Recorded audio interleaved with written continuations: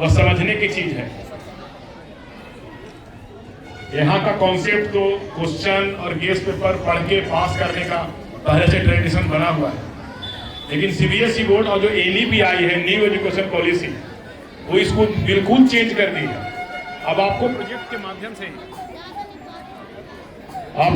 के माध्यम से ही अपने ब्रेन को, अपनी सोच को, अपनी विजन को उतारना होगा मॉडल के रूप में, और उसके आधार पे जो आप रिसर्च करेंगे, जो चिंतन करेंगे, उसके आधार पे आपका ज्ञानवर्धन होगा, और मार्किंग भी उसी के आधार पे 40% आपको प्रोजेक्ट पे ही नंबर मिलना है, 60% अब थ्योरी पे आ गया है।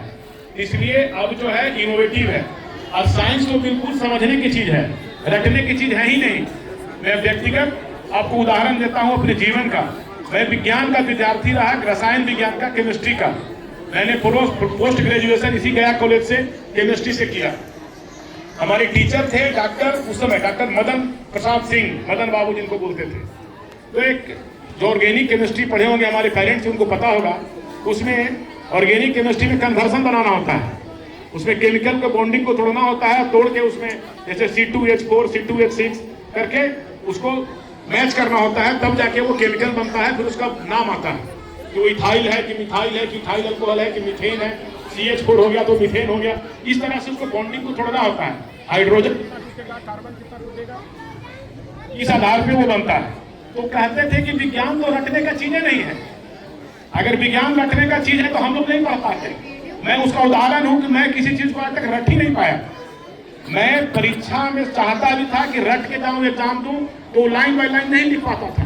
तो समझने की कला होनी चाहिए। जीवन में मैं एक भी स्पीच, एक भी बात मैं कभी लिख पढ़ के नहीं बोला, क्योंकि वो दिमाग की समझ होनी चाहिए, विषय की समझ होनी चाहिए। विज्ञान या प्रदर्शनी उसी का उदाहरण है। और यहाँ डिफरेंट धनंजय धीरज जी जब देखेंगे तो समझेंगे, यहाँ हर विषयों का मॉडल है। नाम भले साइंस एग्जीबिशन दिया गया है, लेकिन यहाँ हर विषयों का मॉडल का यहाँ पे प्रदर्शनी बच्चों ने किया है, और बच्चों ने अपनी चिंतन को, अपनी सोच को, अपने विजन को मॉडल के रूप में उतारने का प्रयास किया है। मैं बच्चों को इसके लिए बड़ा आभार और थैंक्स देता हूँ कि आपने बहुत मेहनत किया है। पेरेंट्स को भी देता हूँ कि आपने कोऑपरेट किया है, और टीचर्स की टीम जिन्होंने गाइड किया है। अब मैं चाहूंगा लास्ट वक्ता जो हमारे आज हैं डॉक्टर ऋषिकेश कुमार जी, वो दो सब बच्चों को ब्लेसिंग करके